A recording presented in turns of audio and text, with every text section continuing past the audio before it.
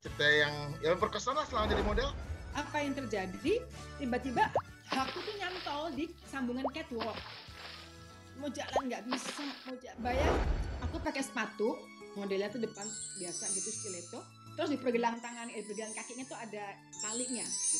Sebelum aku mau show, aku naik ke atas nih, cik itu udah sequence yang terakhir, udah pakai baju malam waktu itu ya. Jadi pas aku mau naik ke atas, belum sampai atas, putus tali sepatuku. Aku lagi jalan dengan kepang biasa. Kepangnya jatuh goblok. No.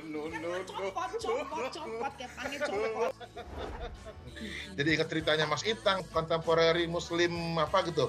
Oh ya, yang di San Francisco. Oki menjadi muse saya gitu untuk pada acara itu. Jadi orang juga terbelalak gitu ngeliat tiba-tiba perempuan tinggi berhijab terus keren banget gitu masuk di dalam satu ruangan sampai mereka pada ngerubutin gitu. Nanya-nanya sama Oki bagaimana fashion muslim ini bergerak maju di Indonesia, dan Oki kan memang orang yang bisa berhadapan dengan Public. banyak orang gitu, banyak yang admiring gitu ngelihat Oki yang begitu pokoknya cantik deh.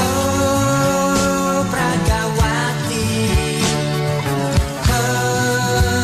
Pragawati, terkenal dan banyak puja-puji, tapi banyak pula duri-duri, iri dan dengki, bahkan fitnahan yang keji, bahan berita bagi wartawan, bahan cobaan bagi perancang, hidup penuh cobaan juga godaan, di balik nama yang gemerlapan.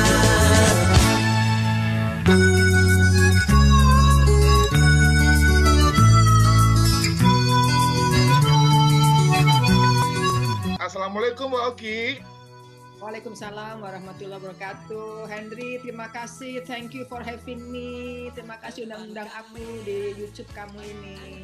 Senang banget akhirnya bisa ngobrol juga, nyari waktunya susah banget. Akhirnya, ya ampun. Tapi alhamdulillah, kita semua akan indah pada waktunya.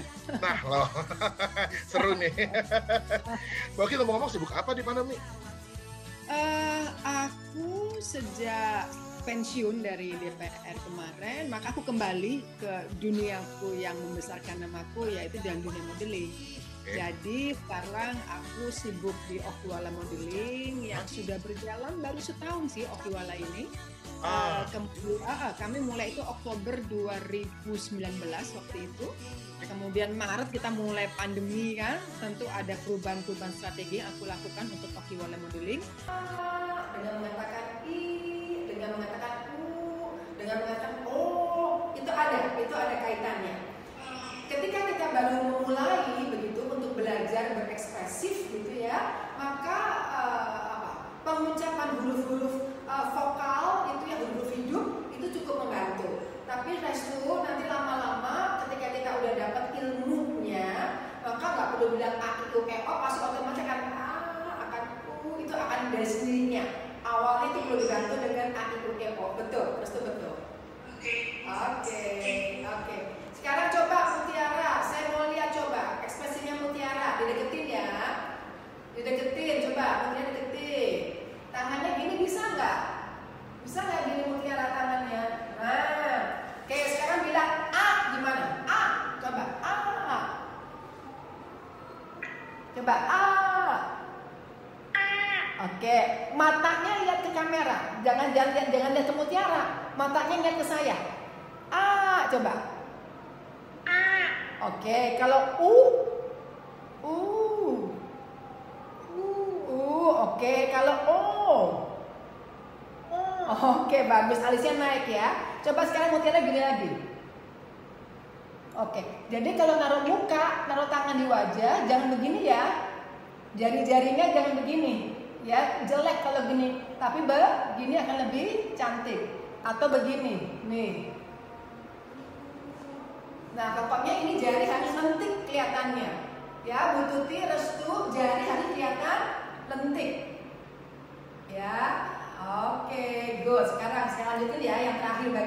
lahir ya. Ataupun organisasi-organisasi perempuan yang ingin merayakan Hari Ibu dengan ya mereka mengundang aku sebagai narsumnya, itu juga cukup menyita waktu itu karena aku harus bikin makalah, aku harus bikin bahan gitu sesuai dengan apa yang mereka harapkan. Gitu sih, jadi itu sih 2 itu sih. Keren, lagi Covid gini masih sibuk ya? Alhamdulillah, rezeki udah ada yang ngatur, Hen. Nah, benar. Saya dulu dengar Mbak Oki modelnya oke banget lah ya. Iya. Karena waktu itu saingan juga belum banyak, yang tinggi-tinggi juga belum banyak. Jadi orang keinget gitu ya saat itu siapa aja. Kalau sekarang kan udah begitu banyaknya, persaingan sudah demikian ketat. Jadi ya memang perlu ikhtiar yang lebih banyak kalau seorang model sekarang untuk tampil gitu. Memang beda, zamannya beda lah, Hen. Oke, cerita dong awal di dunia model. Iya, jadi aku itu sebetulnya lahir dari pribadi yang nggak pede awalnya. Kenapa nggak pede? Karena aku tinggi sendiri di kelas gitu kan. Terus aku juga kalau sekolah itu karena sekolah rumahku dengan sekolahku jaraknya mungkin cuma ya kurang lebih 300 meter. Jadi aku jalan kaki ke sekolah. Sementara teman-teman saat itu ada yang naik mobil, ada yang pokoknya hebat-hebat lah. Jadi aku tumbuh jadi seseorang yang nggak percaya diri. Dan saat itu ya meskipun aku tumbuh jadi seseorang nggak percaya diri, aku punya ambisi keinginan waktu itu ingin jadi orang terkenal waktu itu, karena waktu itu majalah Gadis tuh lagi top-topnya gitu, karena pokoknya cewek-cewek keren jadi model majalah Gadis. Nah aku ingin gitu masuk menjadi salah satu model majalah Gadis, dan salah satu channelnya caranya adalah aku mengikuti lomba yang diadakan oleh majalah itu, yaitu waktu itu namanya Pemilihan Putri Remaja. Itu tahun 1978. Oke. Ya. Nah, jadi saat aku ikut, tapi sebelum aku ikut pemilihan putri remaja itu, aku ikut dulu yang skopnya lebih kecil, yaitu untuk skop Jakarta Selatan. Aku ikut waktu itu yang diadakan oleh Gelanggang Remaja Jakarta Selatan, yang nama perlombaannya itu Pemilihan Putri Pelajar Jakarta Selatan. Waktu itu aku cuma masuk sebagai finalis saja. Nah, berangkat dari situ mulai ada rasa percaya diri tuh. Ternyata aku bisa jadi finalis gitu ya. Meskipun saat itu aku nggak menang, tapi dari nobody yang nggak pede gitu, yang merasa aneh tinggi sendiri, terus bisa jadi finalis Jakarta Selatan saat itu selapis demi selapis keyakinan diriku bertambah. Nah, kemudian aku memberanikan diri ikut pemilihan putri remaja yang diadakan oleh majalah Gadis. Pesertanya waktu itu juga ratusan ribu, dan akhirnya aku masuk menjadi finalis, dan aku akhirnya masuk menjadi pemenang pakaian malam terbaik yang saat itu adalah jurinya Iwan Tirta. Nah, di situ Mas Iwan bilang waktu namatin aku gitu, beliau bilang, besok kamu jadi pegawainya saya ya. Itu janjinya beliau tuh waktu itu. Aku cuma senyum aja. Udah sejak itu maka mulailah debutku menjadi model remaja di majalah remaja, berangkat mulai dewasa muda, masuk di majalah Femina, dan teruslah sampai akhirnya fashion show dan lain sebagainya. Itu sih awalnya, Hen.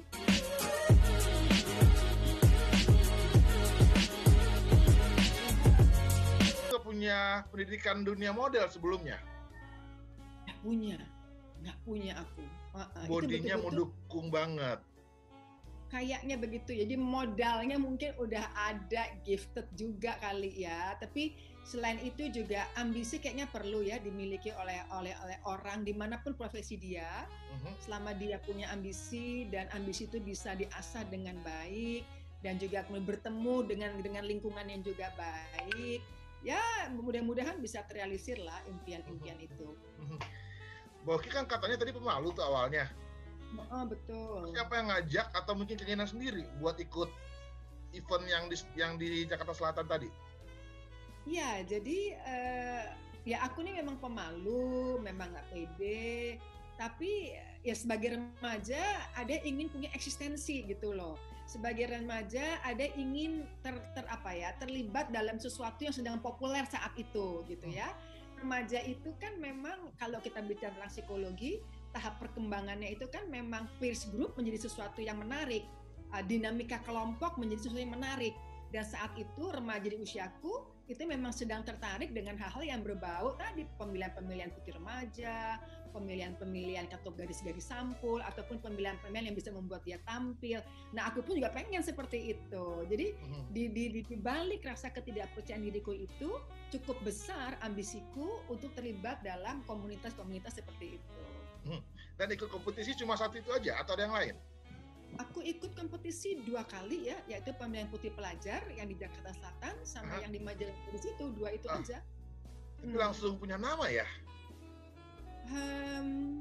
Ya mungkin tadi itu ya, karena aku berupaya untuk menjadi lain dari yang lain gitu. Jadi karena tingginya kali ya. Sampai sekarang juga, aduh, saya lihat foto-fotonya keren semua, kakinya panjang banget. oh ya, alhamdulillah. Anakin banget. Masya Allah. Jadi waktu itu aku punya idola, Hen. Bahkan tuh idola itu sampai sekarang, sampai aku udah setua ini, itu Ria Juwita. Oke. Masih tahu dong Henry ya. Aku suka dia di antara model remaja lainnya saat itu, karena Ria tuh bahasa tubuhnya, posenya itu enak dilihat gitu ya, dan mukanya cute gitu kan. Jadi aku tuh waktu itu idolaku tuh dia gitu. Nggak tahu berkesempatan foto bareng dia saat itu. Nah waktu foto bareng dia tuh ada yang udah gayanya udah bagus gitu kan. Sementara aku masih malu-malu gitu, masih ngeliat dia tuh look up gitu kan. Nah kemudian ketika aku mulai beranjak dewasa, idolaku itu Eni Sukamto waktu itu. Ya. Nah, di top-topnya kan, dengan gayanya yang selalu lurus ke depan, terus cuma matanya ngelirik ke samping gitu kan. Waktu itu aku inget banget gitu. Aku tuh waktu itu idolanya dia. Jadi menurut aku kayaknya setiap orang perlu ya punya idola gitu ya. Karena itu adalah seperti guidance-nya dia. Meskipun menurut aku juga kita perlu juga punya diri sendiri, karena nggak mungkin kita lebih bagus dari idola kita gitu. Jadi pada saat aku kemudian senang dengan Ria Juwita, aku juga kemudian mengidolakan Eni Sukamto. Aku kemudian mencoba mencari gayaku sendiri. Karena aku tahu nggak mungkin saya bisa nyalip tanda kutip Mbak Eni atau Ria Juwita kalau aku selalu mengcopy mereka. Nah waktu itu kemudian idolaku di luar negeri waktu itu ada model namanya Janice Dickinson. Jadi Janice Dickinson ini kesayangannya Gianni Versace waktu itu, kesayangannya fotografer Avedon waktu itu. Ya kalau aku lihat dia tuh gaya gitu patah-patah gitu ya. Dia setiap foto itu selalu patah-patah, dan karena bibirnya dia tuh tebal, dia selalu juga kalau pose tuh selalu yang bibirnya kebuka. Nah aku tuh niru dia gitu. Sehingga waktu itu ibuku selalu bilang gini, kamu setiap pose kok bibirnya seperti menangkap laler. Ibu saya gitu. Oke. Tapi justru dengan pose yang seperti itu, karena Mbak Eni waktu itu gayanya selalu lurus, dan sementara aku patah-patah, mungkin itu kali kemudian orang melihat alternatif lain begitu. Dan kan di majalah hanya untuk di cover awalnya ya? Majalah Gadis tadi awalnya buat cover, buat sampul? Enggak, untuk halaman mode awalnya. Oh, halaman mode. Iya. Berapa tahun dari Gadis sampai buka sekolah modeling? Lama, Hen. Kan aku masuk itu umur 17 tahun. Kemudian aku buka Oki Modeling itu ketika aku kelar jadi S1 psikologi. Aku selesai psikologi itu tahun 88 kurang lebih. Jadi dari 78 ke 88 10 tahun ya. 10 tahun aku kemudian buka Oki Modeling. Mbak Oki, ada iklan juga saya lihat ya?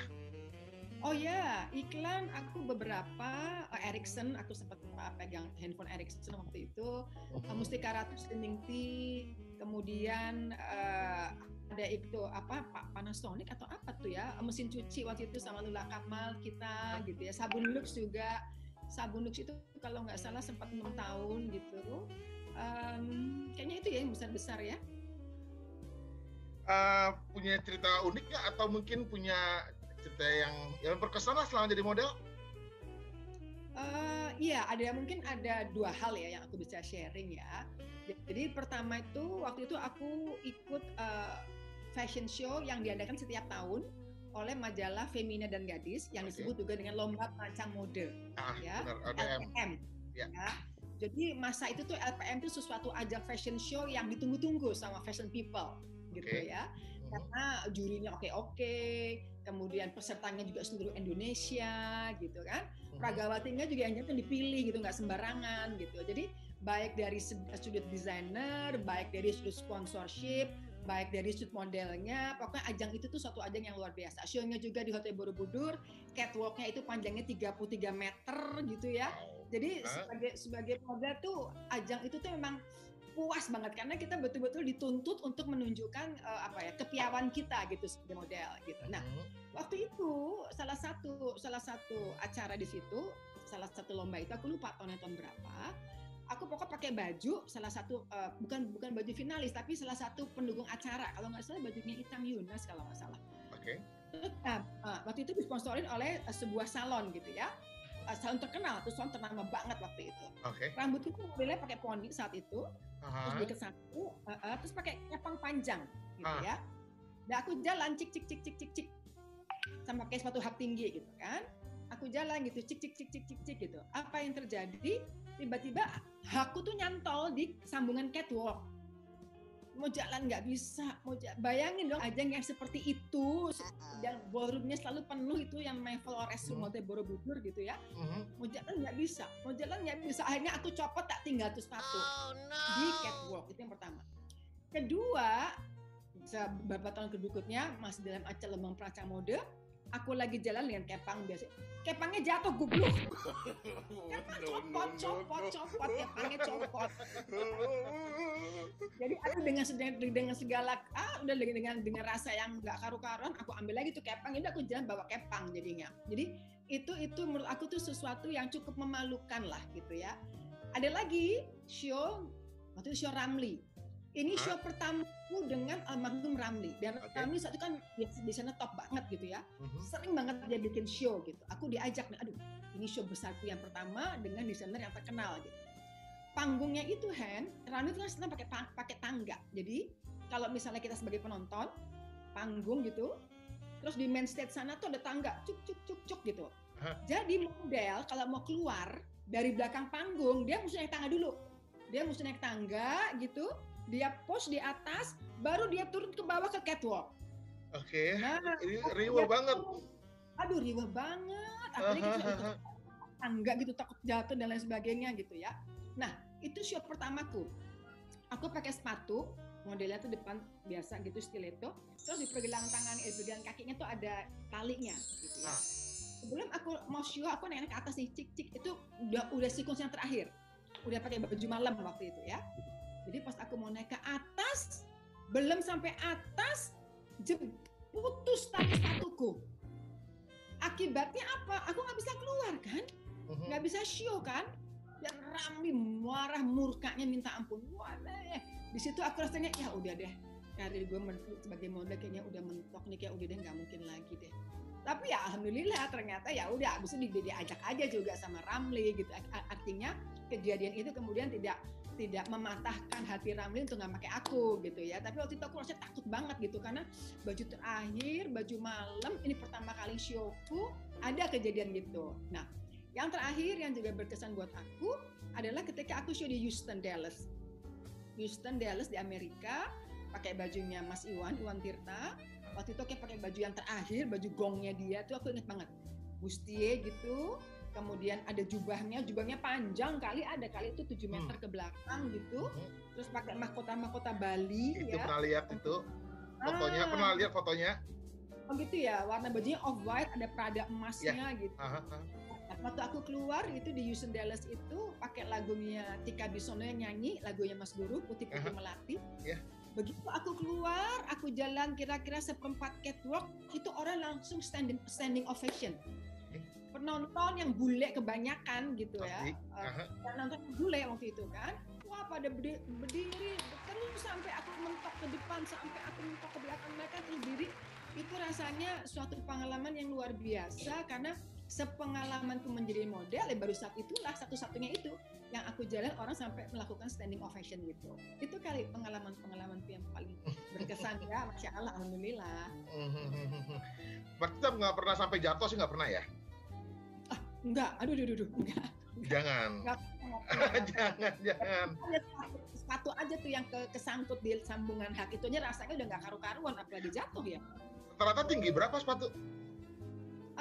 Waktu itu pakai sepatu dari sponsor, jadi sebenarnya nggak terlalu tinggi kan, cuman karena pas pas masuk di sambungan panggung itu, jadi susah untuk keluarinnya. Kalau tingginya sih bearable lah. Boki di zaman itu ini nggak sih ada orang mandang sebelah mata nggak sih dengan model? Kan maaf nih, model kan pasti banyak yang bagus, banyak juga yang punya cerita nggak bagusnya. Nah, kalau Boki sendiri gimana? Model itu memang saat itu ada pandangan-pandangan yang negatif lah kepada model ya, bahwa mereka hanya pacaran dengan orang-orang yang the haves gitu ya, mereka hanya bergaul dengan orang-orang di kalangan tertentu, dan mereka itu nggak pinter kalau diajak bicara, diajak ngomong. Waktu itu ada stigma seperti itu. Bahkan saat itu skripsi S1-ku itu tentang perilaku model yang menyimpang. Tapi di situ kemudian aku menjabarkan bahwa kalau ada orang yang mempunyai, masyarakat memberikan stigma tersebut kepada model, mungkin yang perlu dicari tahu adalah siapa yang berhak disebut model. Ya kan? Nah, di skripsiku itu yang aku bilang disebut model adalah kalau dia punya pengalaman 5 tahun catwalk, nggak pernah berhenti, nggak ada cutinya. Dia sudah pernah show ke luar negeri, diajak oleh desainer top Indonesia, aku sebut namanya. Itu paling tidak 3 kali udah pernah diajak show ke luar negeri. Dia pernah membintangi bintang iklan produk yang besar, aku sebut beberapa produknya, paling tidak 1 dari produk tersebut. Kalau ada seseorang ngaku model, tapi dia tidak menurut sesuai dengan kriteria yang aku tulis dalam skripsiku, maka dia bukan model. Jadi akhirnya kesimpulanku, Hen, yang aku sebut sebagai model dengan kriteria seperti itu biasanya mereka tidak mempunyai perilaku yang menyimpang. Yang menyimpang itu dilakukan oleh mereka yang ngaku-ngakunya model, tapi ya itu iklan juga produk nggak jelas, nggak pernah diajak show sama desainer top, nggak pernah diajak show ke luar negeri, ya eksistensinya nggak jelas gitu. Makanya nyebut dirinya aja model. Baru 1 kali misalnya manggung di mall mana, yang nggak jelas siapa produsennya, sama model gitu. Jadi itu sih sebenarnya.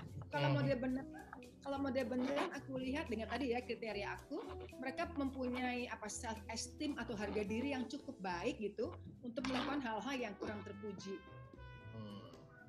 Itu perlu banget berarti ya? Banget. Ya tergantung sih ingin menjadi model yang seperti apa gitu.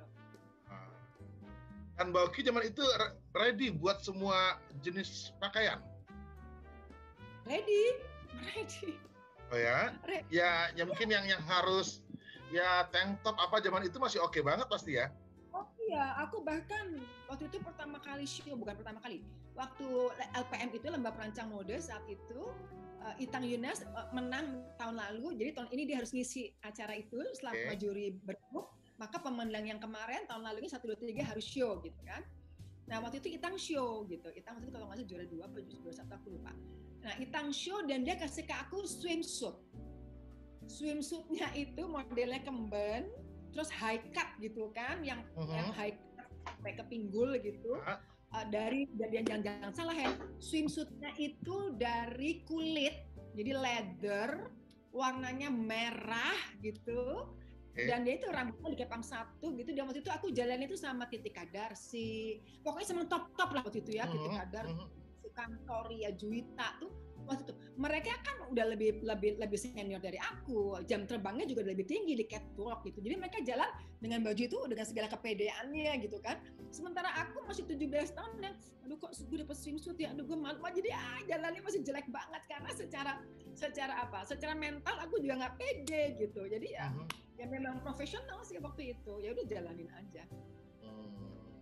Nah, dengan profesionalnya tadi hingga memutuskan berhijab, nggak gampang kayaknya. Alhamdulillah, kayaknya itu aku nggak menemukan, aku nggak usah harus mencari-cari gitu. Kayaknya aku udah boleh pakai hijab ya. Kayaknya sekarang enggak. Itu terjadi, hidayah itu terjadi begitu saja, Hen. Alhamdulillah. Jadi waktu itu suamiku sakit, almarhum suamiku sakit, dan saat itu aku mau refreshing sebentar, mau pergi sebentar ke Pasaraya. Rumahku kan nggak jauh dari Pasaraya ya. Kemudian nggak tahu kok suddenly gitu, pengen berjihad, pakai kerudung, ke Pasaraya. Udah pakai kerudung, sampai Pasaraya juga nyari-nyari kerudung, udah sampai sekarang. Jadi begitu aja gitu. Spontan begitu ya. Ya mungkin kalau aku coba pikir-pikir kembali, bisa jadi mungkin Inneke Koesherawati saat itu kan juga dengan kerudungnya kan cantik gitu ya. Dan Inneke kan juga pernah jadi murid Oki Modeling juga waktu itu. Jadi kemudian juga suami sakit gitu ya. Jadi mungkin faktor pencetusnya itu mungkin yaitu tadi Inneke dan suami sakit gitu, membuat kemudian aku ingin berkerudung. Dan sampai sekarang jadi aku nggak nyari-nyari gitu.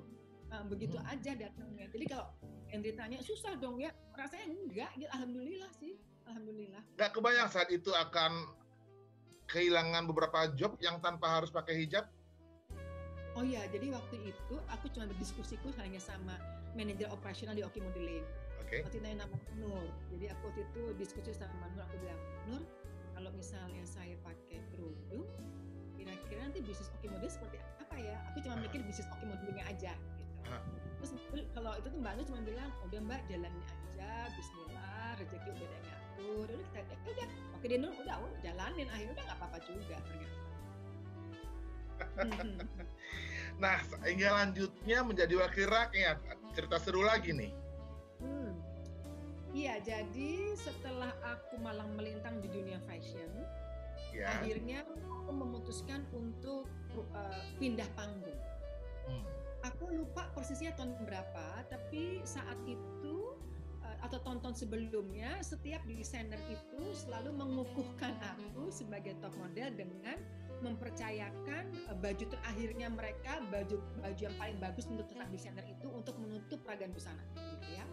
Semua desainer selalu mempercayakan kepada aku. Sampai suatu saat ada seorang desainer di suatu peragaan busananya. Kalau kita kan mau peragaan busana kan kita latihan dulu biasanya. Begitu sampai di tempat latihan, kita biasanya dapat kertas sequence, daftar keluar siapa gitu ya. Biasanya sih pasti kalau aku lihat kertas sequence-ku gitu, terakhir udah oke gitu pakai baju ini ya. Tapi saat itu, pas aku dapat kertas sequence itu, pas aku lihat, baju terakhir bukan aku, model lain. Nah di situ aku, rasanya tuh, nggak enak banget ya. Rasanya kalah perang, rasanya dunia, rasanya nggak diakui lagi, ditolak. Nggak enak. Pokoknya kan orang kalau ditolak gitu nggak enak gitu ya. Apalagi saya itu juga umurku masih muda waktu itu ya. Usiaku mungkin kurang lebih waktu itu 27 tahun kalau nggak salah. Enggak ya. Aku tuh iklan Lux tahun, mungkin waktu itu usiaku 30 kali, 30. Rasanya nggak enak banget, tapi aku harus terima gitu kan. Dan di situ aku diskusi cukup lama dengan suamiku saat itu Mas Firman. Dan saat itu Firman mengatakan bahwa kamu masih bagus, badan kamu bagus, mungkin ya desainer itu pengen aja sesuatu yang lain, nggak kamu terus gitu. Tapi kejadian itu membuat aku berpikir gitu, ini kayaknya aku mesti nyari panggung lain gitu. Ini mungkin waktuku sudah selesai nih gitu ya. Sudah selesai mungkin sebagai top model mungkin. Tapi kalau aku sebenarnya mau berlanjut saat itu mungkin sebagai model bisa. Tapi mungkin artinya kan melorot gitu ya. Dan buat aku kayaknya mendingan aku milih panggung lain aja deh gitu. Dan saat itu juga aku sudah selesai S1ku di psikologi. Dan waktu itu majalah Sarinah juga salah satu majalah yang cukup terkenal saat itu. Minta aku untuk sebagai pembicara ketika Sarinah bekerja sama dengan sebuah kosmetik yang multinasional untuk bikin acara. Dan mereka minta aku berbicara mengenai kecantikan. Nah disitulah aku mulai sebagai narasumber dalam suatu seminar. Dan sejak itu kok jadi sering orang manggil aku gitu untuk seminar-seminar. Sehingga ya akhirnya automatically aku mendapatkan panggung lain, yaitu panggung seminar gitu ya. Udah seminar. Setelah seminar, waktuku banyak. Seminar, terus apa lagi ya saya? Kayaknya kan 24 jam banyak dalam keseharian. Terus tiba-tiba ada seorang teman rektor dari Universitas Pancasila menghubungi aku. Mbak Oki mau nggak ngajar di Pancasila Fakultas Psikologi gitu? Oh ya boleh deh. Maka kemudian kalau sebagai dosen kan harus S2. Nah jadi kemudian aku ngambil lagi psikologi S2 aku sambil kemudian aku juga ngajar di Pancasila. Udah Itu kegiatanku seminar, kemudian sebagai pembicara di seminar dan juga sebagai dosen. Oke. Udah aku inget banget pas aku pulang ngajar dari Pancasila, tiba-tiba aku dapat telepon dari Emilia Contessa ngajakin itu untuk bergabung dengan Partai Persatuan Pembangunan.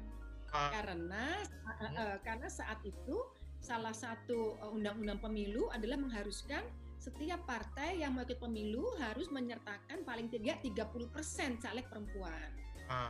Nah, di situ aku dipinang oleh P3. Ya udah, aku ikut, kemudian udah kepilih, ya udah jadi anggota DPR gitu. Dapat 2 periode. 2 periode, iya, alhamdulillah. Dan saat jadi wakil rakyat, Oki Modeling udah ada? Seperti ditinggalkan atau masih jalan? Ditinggalkan. Nah, karena aku tipe orang yang ya inginnya fokus gitu ya, dan memberikan terbaik apa yang sudah aku jalani gitu. Jadi waktu aku ngajar itu masih Oki Modeling ada. Maksudnya gini, aku jadi dosen pun Oki Modeling masih ada waktu itu. Aku menjadi narsum-narsum di berbagai seminar, Oki Modeling juga masih ada. Nah, jadi ketika aku menjadi anggota DPR, Oki Modeling juga masih ada. Cuman karena aku nggak fokus, Mbak Nur ini keteteran juga kan tadi, manajer operasional aku tuh keteteran juga dia kan.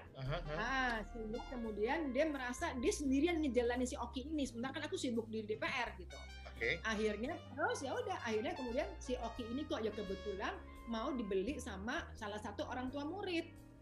Jadi ya udah, Oki itu akhirnya dibeli sama orang tua murid. Jadi saya nggak ada Oki lagi. Sejak jadi anggota DPR, ya udah saya nggak terlibat dengan Oki Modeling. Makanya ketika kemudian saya sudah berhenti pensiun sebagai anggota dewan, saya mulai Oki ini dengan nama Oki Wala Modeling bersama dengan Wala, sahabat saya waktu di psikologi UI. Gitu sih ceritanya, Hen. Nah, dengan Oki Modeling sendiri, murid-muridnya Oki Modeling yang udah berhasil siapa aja? Ada Arzeti, ya. Kemudian ada Ineke, kemudian ada Paula yang tinggi yang kulitnya gelap tuh Paula siapa namanya ya? Bukan Paulanya Baim? Bukan, Paula satunya lagi, Paula. Iya. Itu dia. Kok itu namanya Paula bukan ya? Aku lupa deh. Yang tinggi hitam tuh, dia cukup dipakai kok dia. Itu Paula namanya Paula. Dia. Kemudian siapa lagi ya?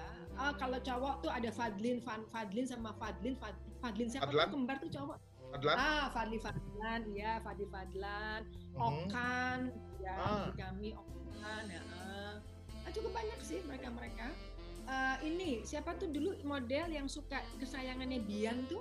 Mariana ya? Ya. Mariana juga, Wiwit zaman itu juga.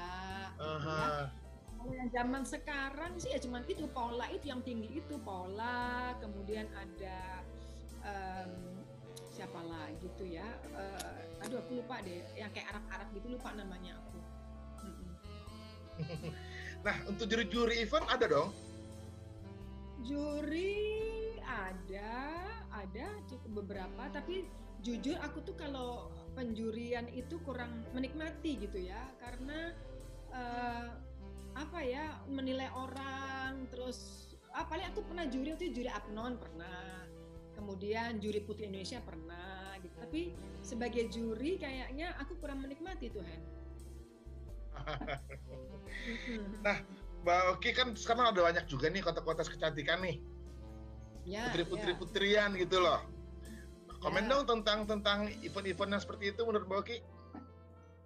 Menurut aku itu bagus-bagus aja ya, karena itu sebagai salah satu fasilitas untuk remaja-remaja putri ini atau mereka-mereka yang dewasa muda ini untuk melakukan aktualisasi dirinya. Karena seperti yang tadi aku rasakan waktu aku remaja itu memang tahap perkembangannya itu memang ingin terlibat dalam suatu event-event besar gitu. Kan remaja itu kan senang nyoba gitu ya. Nah, kalau mereka ingin coba ke sesuatu yang positif yang berupa ajang-ajang pemilihan, itu menurut aku sih oke-oke aja, bagus-bagus aja. Selama itu bisa membuat mereka menjadi lebih percaya diri, membuat mereka menjadi mempunyai self konsep yang lebih positif, menurut aku bagus-bagus aja, nggak apa-apa Hen. Oke. Gitu. Nah, pesan-pesan buat model-model yang sekarang nih.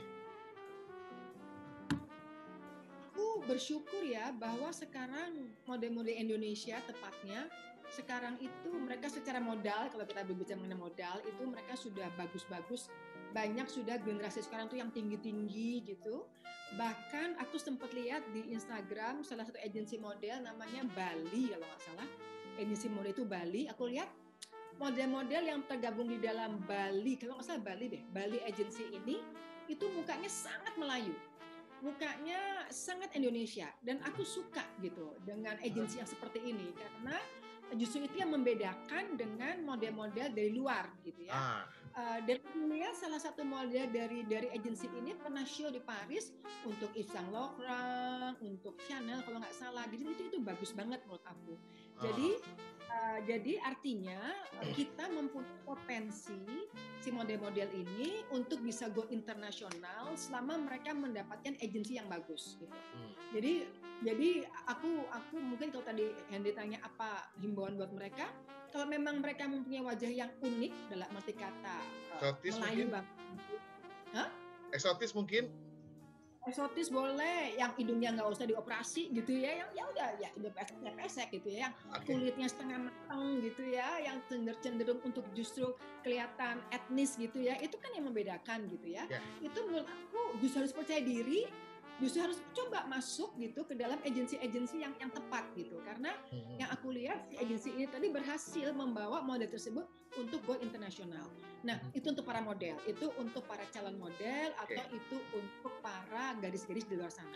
Tapi untuk para desainer atau pemakai jasa model, mungkin yang aku perlu sampaikan ini adalah please tolong kalau memakai jasa model bule gitu ya, atau mereka model-model yang tampangnya itu seperti Eropa Timur begitu, mungkin proporsional deh gitu. Maksudnya gini, kalau dalam satu peragaan busana kalau bisa lebih banyak model kitanya daripada model merekanya. Saya mau nanya ini justru. Nah, berilah kesempatan gitu ya. Oke lah, mungkin dari sudut desainernya mereka ingin adanya pengakuan internasional, makanya perlu begitu ke image ya, mengajak gitu ya model-model yang berwajah Caucasian itu gitu. Tapi menurut aku setuju aja, nggak apa-apa, itu strategi marketing gitu. Tapi di sisi lain kayaknya kita juga perlu mempunyai keberpihakan untuk memajukan model-model kita sendiri gitu. Saya juga lihat berapa kali event GFW ya, banyak tuh model-model yang muka bule, muka ini, muka itu. Betul. Ya nggak apa-apa juga sih kalau menurut aku ya, Hen, ya nggak apa-apa juga. Asal jangan kemudian mematikan model-model kita. Karena aku yakin, aku percaya justru keunikan wajah Indonesia, wajah Melayu, itu kalau memang dia bisa tampil secara maksimal, itu justru bagus ya. Kayak misalnya kayak Naomi Campbell, kan dia bisa. Atau siapa tuh, aku lihat kemarin tuh si Blink siapa, dia juga bagus gitu kan. Jadi paling nggak proporsional lah, jangan kebanyakan si model-model yang ini dengan eksotisnya juga bagus. Iya, betul. Aku lupa nih nama model yang pernah show di Yves Saint Laurent itu di agensi di Instagram itu, kalau nggak salah Bali Agency namanya. Itu keren banget. Aku suka banget. Aku bersyukur banget ya dia bisa break into modeling world gitu. Bagi model-model itu ada ini nggak sih kumpulan sila gitu loh? Kalau desainer kan ada tuh apa PMI-nya lah, gini-gininya. Nah, kalangan model? Sepengetahuanku sih sejauh ini nggak ada ya asosiasi modelnya gitu ya. Nggak ada, paling ya sebatas arisan aja. Tapi yang yang cetusin harusnya. Secara ya memang kalau misalnya bikin asosiasi tentu harus jelas ADART-nya, tujuannya apa, kayak gitu ya. Dan aku rasa kali ya memang harus nggak bisa dari isi kepala aku sendiri ya, mesti harus beberapa yang duduk, kemudian tujuannya apa, seperti itu sih. Nah, dari sebanyak cerita Boki sebagai model, sebagai pembicara, sebagai apalagi tuh wakil rakyat, paling enjoy yang mana? Kenikmatannya beda-beda, Hen. Kepuasannya beda-beda dan tujuannya juga beda-beda gitu. Waktu aku jadi model itu kan tujuanku tuh kan ingin jadi top model gitu kan. sehingga cara kerjaku itu juga lebih untuk diriku sendiri karena aku ingin jadi model gitu. Jadi aku yang harus mengupayakan untuk itu terjadi dengan potongan rambut yang selalu berubah setiap 6 bulan gitu kan, dengan pose yang aku nggak mau sama-sama yang lain gitu kan.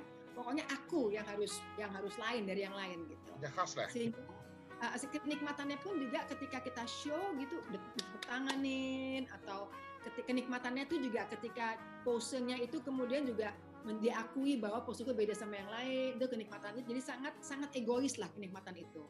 Nah kalau misalnya sebagai parlemen atau sebagai parlementer atau sebagai anggota dewan, maka kenikmatan itu nggak bisa egois justru. Kenikmatan itu aku dapatkan kalau aku bisa menolong orang, misalnya kayak tadi tuh asisten rumah tangga yang anaknya di Jawa Tengah susah untuk mendapatkan fasilitas kartu Indonesia Pintar, padahal orang tuanya ya asisten rumah tanggaku tuh memang dia cuma single parent gitu kan. Jadi dengan aku membantu, dengan dalam arti kata aku bikin surat pengantar supaya tolong diperhatikan, akhirnya dapat itu anak kartu Indonesia Pintar. Juga ketika dapilku kan Jakarta Selatan sama Jakarta Pusat, orang datang gitu banyak ke rumah minta tolong, misalnya dibikinin kartu BPJS Kesehatan, kemudian aku melalui timku bisa membantu mereka, itu juga mendapatkan kenikmatan. Jadi kenikmatan sebagai anggota dewan pun berbeda banget gitu ya, itu artinya udah nggak bisa egois lagi gitu. Nah kalau sebagai narasumber kenikmatannya beda juga gitu. Ketika aku menyampaikan ilmu yang aku dapat gitu di psikologi, dan kemudian ada peserta seminar yang memberikan feedback tercerahkan gitu, itu buat aku juga suatu pengakuan, kenikmatannya berbeda lagi. Dalam dunia modeling juga sebagai guru juga kenikmatannya berbeda lagi gitu ya. Udah lama tiba-tiba ketemu di mall, saya dulu pernah belajar di Oki Modeling, wah ternyata menurut saya itu beda lagi. Jadi setiap fase kehidupanku itu kalau ditanya mana yang paling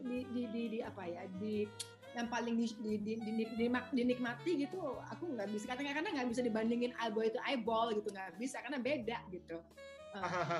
Sebagai ibu beda lagi ceritanya. Beda lagi sebagai orang tua. Sebagai orang tua beda lagi. Nah, sebagai orang tua kan nggak ada sekolahnya ya Hen ya. Nggak ada sekolahnya kan. Sementara kalau kita mau mengadop pola asuh orang tua kita yang kita bawa ke anak-anak kita, kayaknya udah nggak bisa karena zaman itu memang sudah berubah gitu kan. Zaman kita bisa sama orang tua kita nggak megang handphone, kita nggak megang handphone juga. Tapi sekarang kan anak kita kali informasinya lebih cepat daripada kita. Kayak misalnya anakku yang di Paris udah tahu duluan, misalnya waktu Netflix Emily in Paris gitu, baru aku ikut gitu kan. Kayak misalnya kayak gitu-gitu, kayak misalnya Netflix tentang serial The Crown itu aku tahu juga dari anakku. Artinya memang udah beda, nggak bisa disamain ya. Sementara itu juga ketika anak kita bisa mandiri kayak Diva di Paris itu juga bersyukur juga, itu juga beda lagi rasa bersyukurnya gitu. Berarti intinya dinikmati dan disyukuri. Dinikmati, disyukuri dan tahu tujuannya apa. Karena setiap fase kehidupan menurut aku itu mempunyai tujuan yang berbeda-beda gitu. Saya berapa kali lihat Mbak Oki di live-nya Instagram. Kayaknya ini banget ya, teladan banget loh menurut saya. Lama sih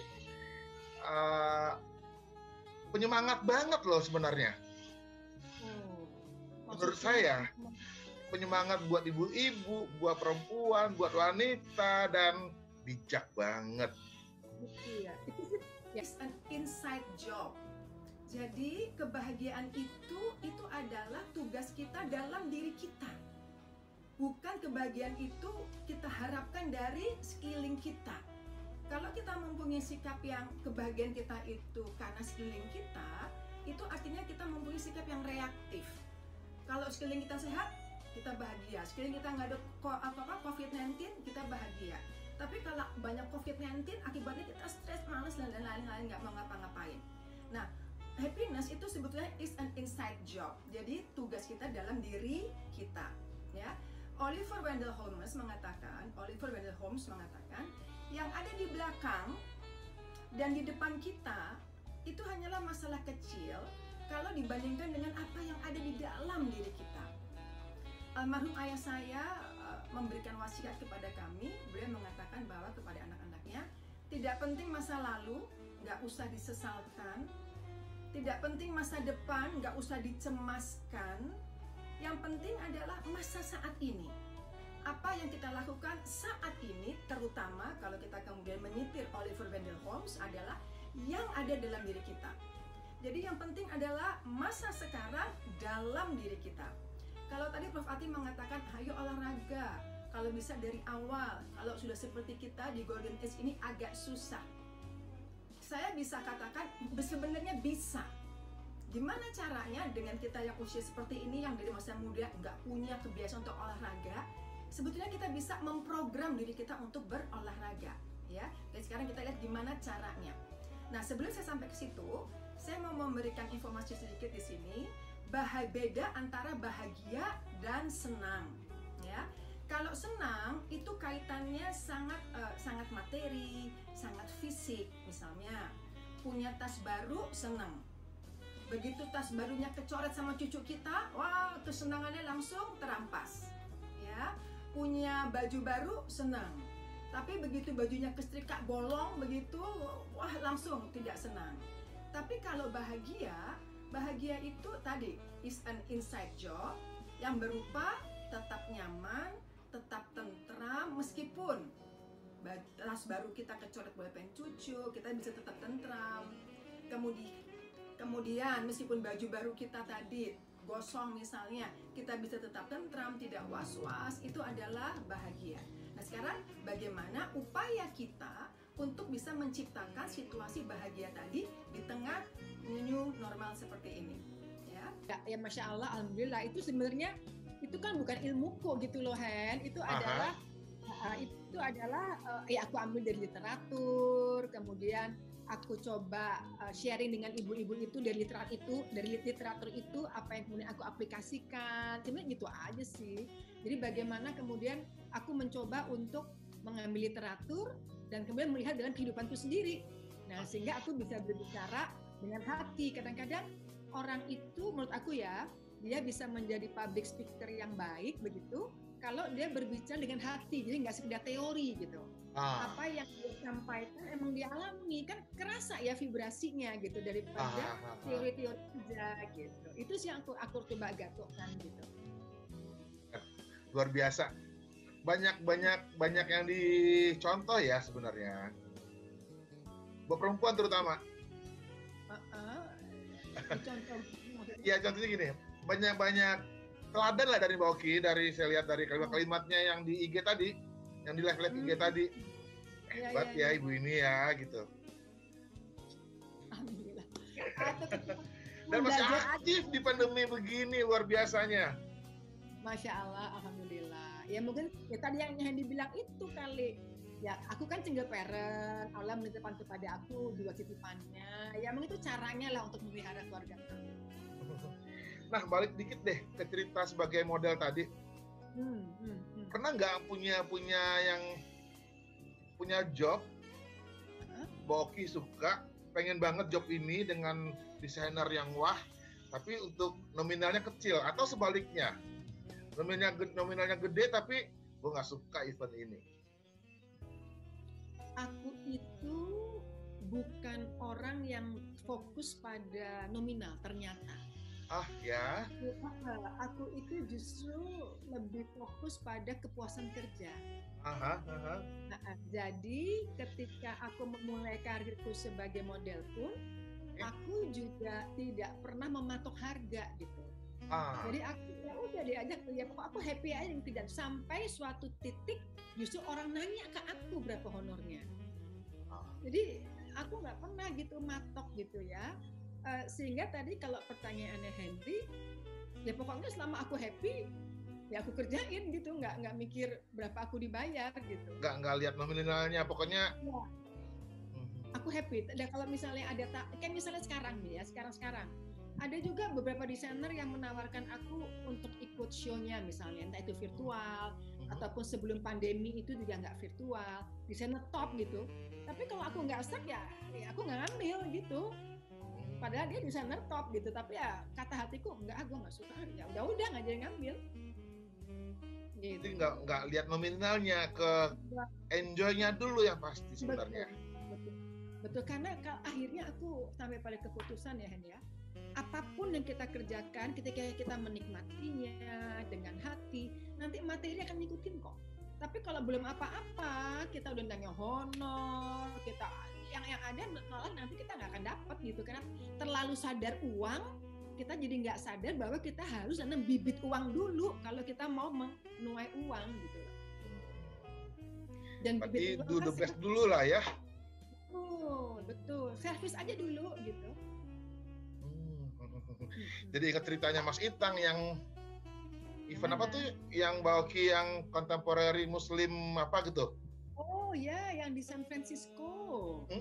Yang ada bukunya tuh. Betul. Yang Mbak Oki pakai baju yang di cover yang buku. Iya, betul. Itu keren banget ya. Iya. Nah, inilah bukunya. Jadi contemporary Muslim fashion. Ini keren banget. Tuh. Baju ini pernah dipakai Mbak Oki deh kayaknya. Ya, waktu pembukaan, saya diundang, saya bawa Oki ke sana, terus Oki menjadi muse saya gitu untuk pada acara itu. Jadi orang juga terbelalak gitu ngeliat tiba-tiba perempuan tinggi berhijab, terus keren banget gitu masuk di dalam satu ruangan sampai mereka pada ngerubutin gitu, nanya-nanya sama Oki bagaimana fashion Muslim ini bergerak maju di Indonesia. Dan Oki kan memang orang yang bisa berhadapan dengan publik, banyak orang gitu. Yeah. Jadi dia lancar ngomongnya, dia sampai kaget, sampai banyak yang admiring gitu ngelihat Oki yang begitu, pokoknya cantik deh, tiba-tiba hadir. Dan kita datangnya itu 5 menit setelah acara dibuka. Jadi orang-orang penuh, tiba-tiba kita datang, semua matanya melotot ngelihat Oki gitu dengan tinggi, terus udah gitu pakai baju saya yang di depan cover ini gitu. Ya bahagia aja gitu. Makin berdiri dekat manekin yang ada 3-4 manekin. Manekin kalah cantik bodinya. Yang hitam pakai embroidery warna-warna macam-macam kan.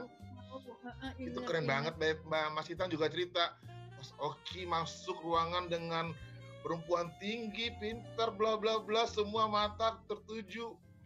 Terus saya ngebayanginnya, wah banget ya. Emang tapi memang malam itu bajunya Itang cukup menarik perhatian banget tuh. Jangan yang ada di covernya itu ya, dengan embroidery gitu yang luar biasa gitu ya, dengan warna yang dramatis gitu ya. Alhamdulillah Itang Yunas, kemudian ada beberapa desain Dian Pelangi, itu juga cukup eye catching gitu. Jadi memang modest fashion atau fashion busana Muslim kita itu memang diakui gitu secara internasional. Itu kita perlu syukuri. Dan tentu saya juga berharap gitu suatu saat Indonesia bisa jadi itu ya kiblat dunia untuk modest fashion gitu ya. Dan aku lihat kayaknya sudah ada ke arah sana, seperti misalnya Bank Indonesia yang menjadi kemarin. Betul, itu kan salah satu tahapan yang pelan-pelan mungkin nantinya insya Allah bisa mewujudkan Indonesia menjadi pusat modest fashion gitu insya Allah. Walaupun bukan negara yang khusus Islam ya, ada banyak agama di dalamnya. Oh iya, tapi London juga kalau aku lihat juga modest fashionnya cukup terakomodir dengan baik loh. Di London itu kalau nggak salah ada modest fashion week kalau nggak salah. Dan kan wali kotanya juga Muslim ya, di London ya. Jadi aku ngebayang itu mungkin bisa jadi nanti mungkin Jakarta, London, Dubai misalnya gitu kan untuk modest fashionnya. Hopefully insya Allah ada malaikat lewat. Amin. Nah Mbak Oki sebagai model yang udah kenal semua brand lah ya, terutama untuk internasional brand nasional, desainer nasional sendiri ya. Untuk harian sendiri harus pakai produk mereka atau gimana?